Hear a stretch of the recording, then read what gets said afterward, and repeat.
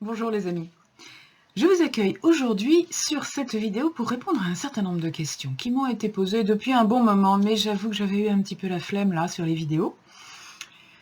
Des questions qui m'ont été posées sur le jeûne, et non pas les jeûnes.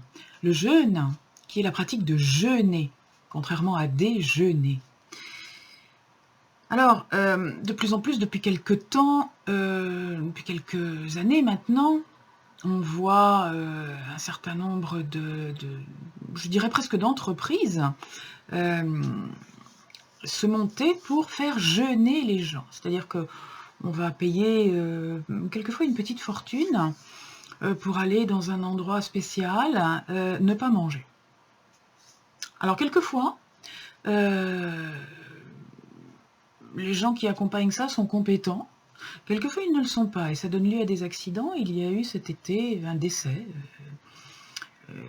dans un stage de jeûne. Qu'est-ce que j'en pense? Alors, je n'ai pas une compétence extraordinaire en matière de jeûne et je ne fais pas autorité sur la question. Là où je fais peut-être un peu plus autorité, c'est dans le domaine du bon sens. Et vous le savez, je suis en général assez peu encline à apprécier tout ce qui est extrémiste. Alors, en l'occurrence, quelqu'un qui, un bon vivant comme on dit, qui mange abondamment, peut-être un peu trop abondamment, qui boit abondamment, etc., et qui ne fait pas de sport, et qui d'un seul coup, parce qu'on lui fait peur pour une raison ou pour une autre, parce qu'on arrive à le convaincre, décide de s'arrêter totalement de manger et de boire pendant 15 jours, moi ça me fait un peu peur. Ça me fait un peu peur parce que l'une des choses que je prône, c'est le respect de soi-même. Et le respect de soi-même, ça passe par le respect de son corps. Et lorsque on a des pratiques qui font mal au corps, ça me gêne un petit peu. Voilà, ça c'est mon point de vue. Je ne suis pas en train d'attaquer le jeûne.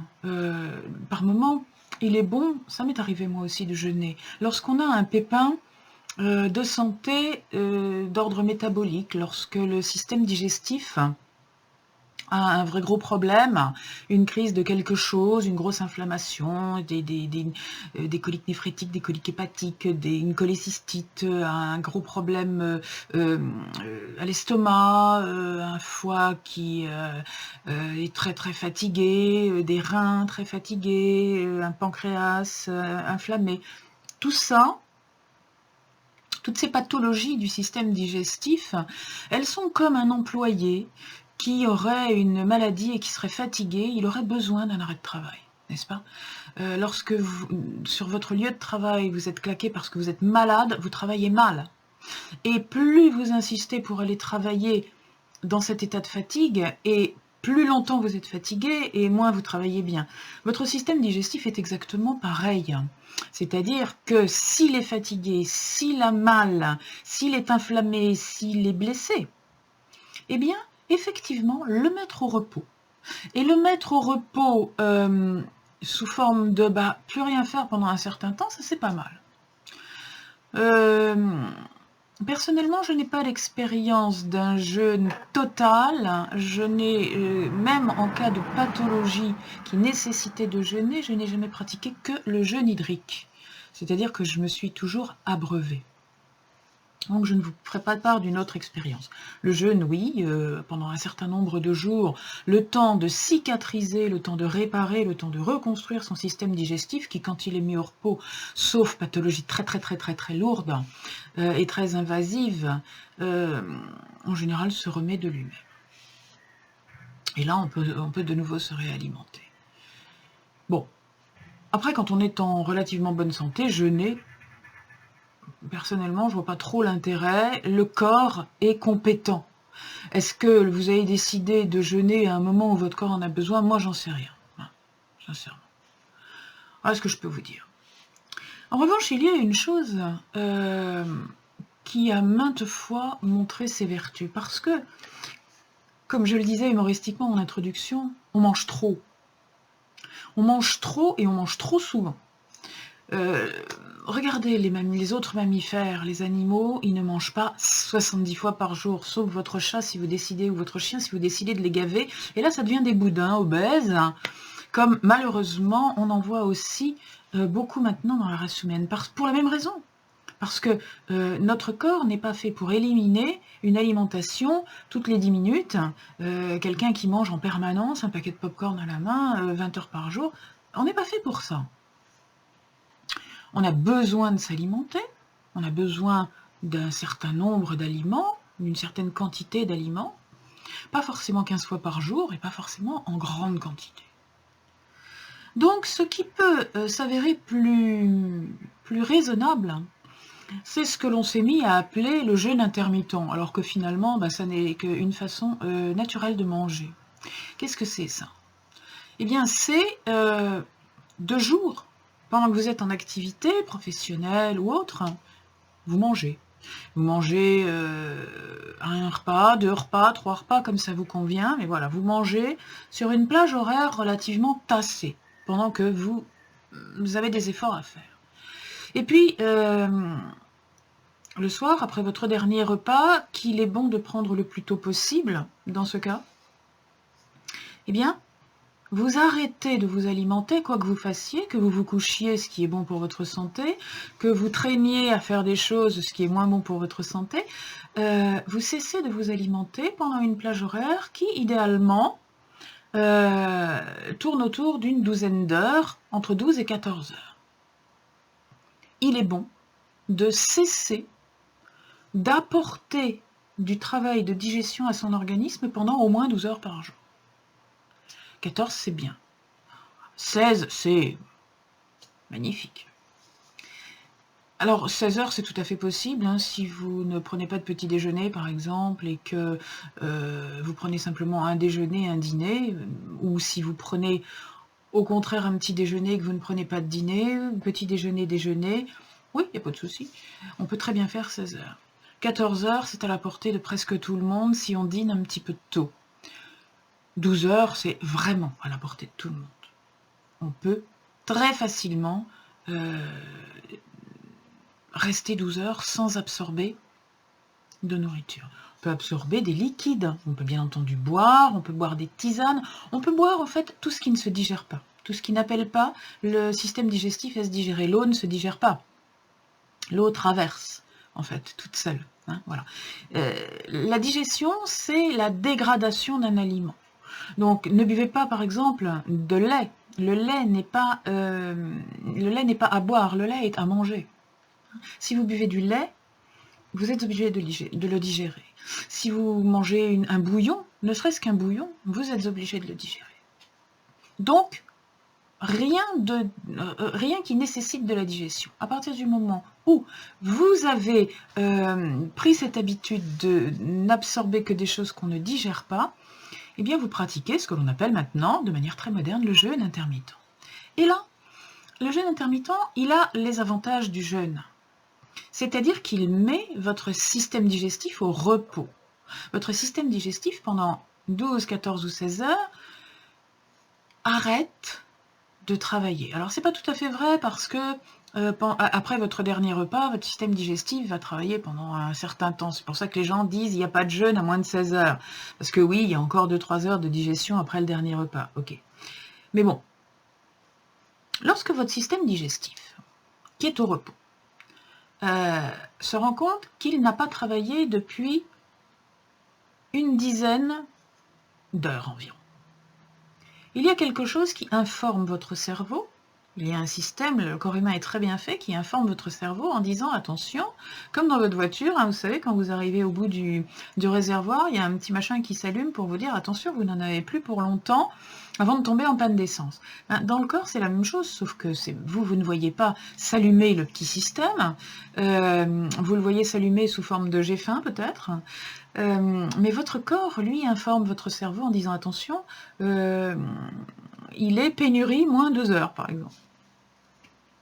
Donc, que va faire le cerveau? Il va commander le déstockage de nutriments, le déstockage d'énergie, de façon à ce que le corps ne vive pas la carence.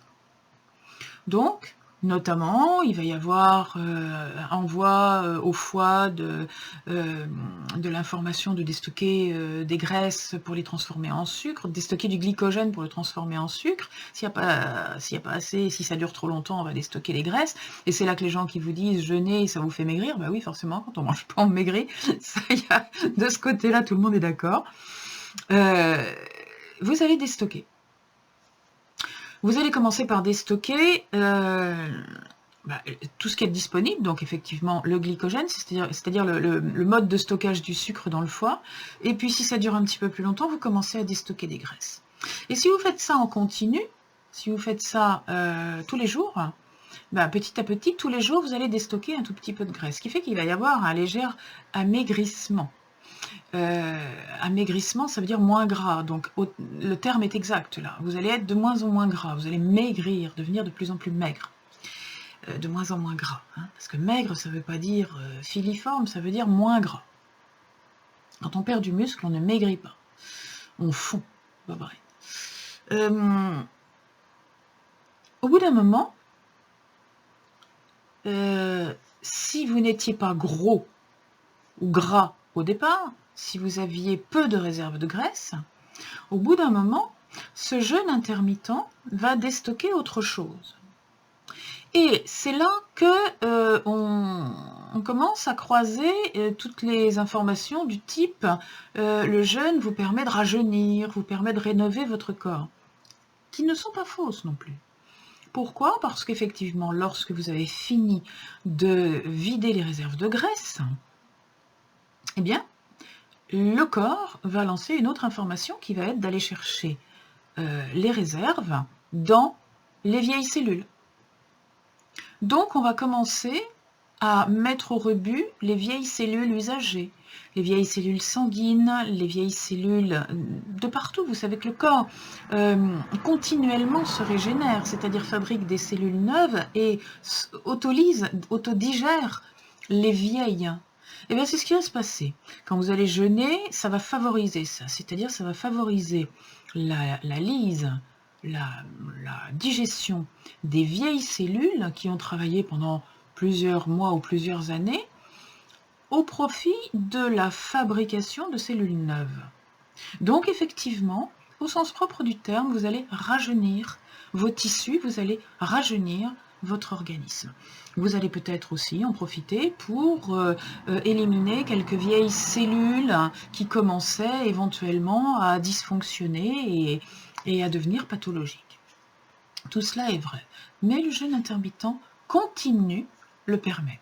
Le jeûne intermittent, une journée par semaine ou 2 jours par semaine, de mon point de vue, ça n'a pas de sens. Ça n'est encore une fois que mon point de vue, comme d'habitude, hein, dans tout ce que je vous dis. Ça n'est que mon point de vue, je n'ai pas la science infuse, loin de là. J'essaye simplement d'être logique, avec du bon sens, avec une expérience de la vie et avec un respect de la nature et de la mienne.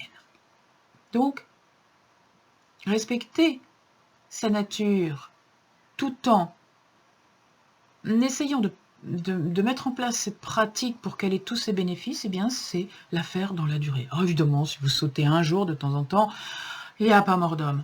Mais dans la mesure du possible, essayez d'adopter un rythme de vie et d'alimentation qui fait que, au-delà d'une certaine heure, vous n'absorbez plus rien et vous mettez votre organisme en situation de déstocker. De plus, comme le foie commence à déstocker en moyenne, si je fais la moyenne des heures administratives, solaires, d'été, d'hiver, etc., en moyenne ça se passe vers 3 heures du matin, le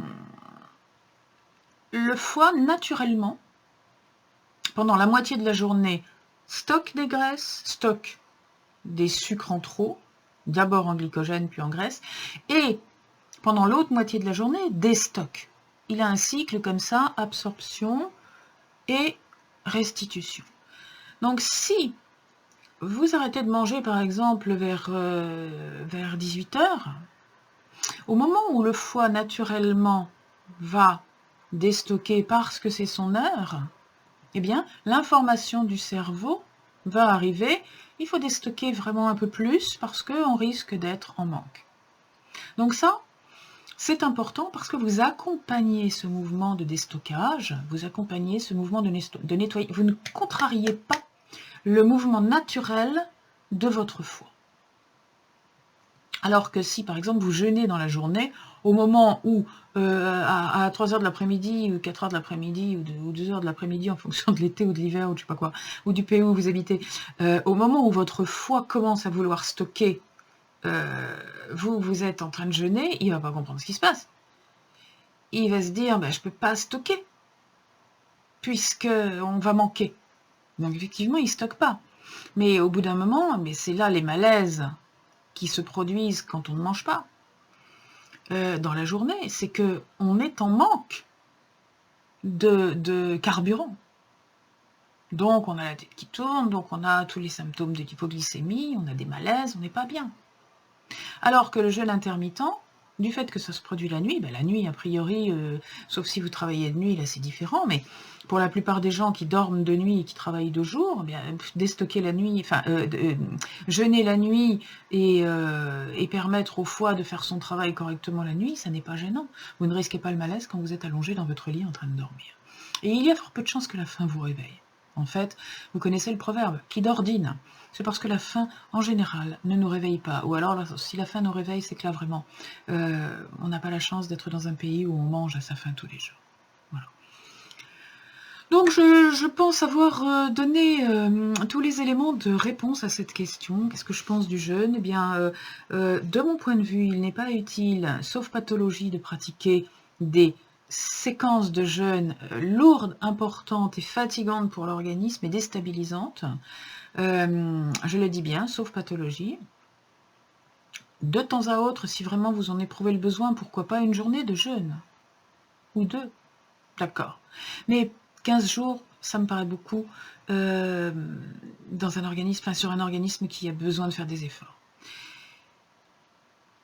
Et le jeûne intermittent, en revanche, eh bien, je vous ai dit tout le bien que j'en pensais. Donc, voilà, c'était ma réponse. Si vous avez d'autres questions, eh bien, au fur et à mesure qu'on va se croiser, je suis prête à les entendre. Ou alors, n'hésitez pas, surtout, sous cette vidéo, sur la page ou directement sur les commentaires YouTube, à me dire quelle est votre expérience, ce que vous en pensez et à partager avec tout le monde pour qu'il y ait plusieurs sons de cloche. Je vous remercie et je vous souhaite bonne santé.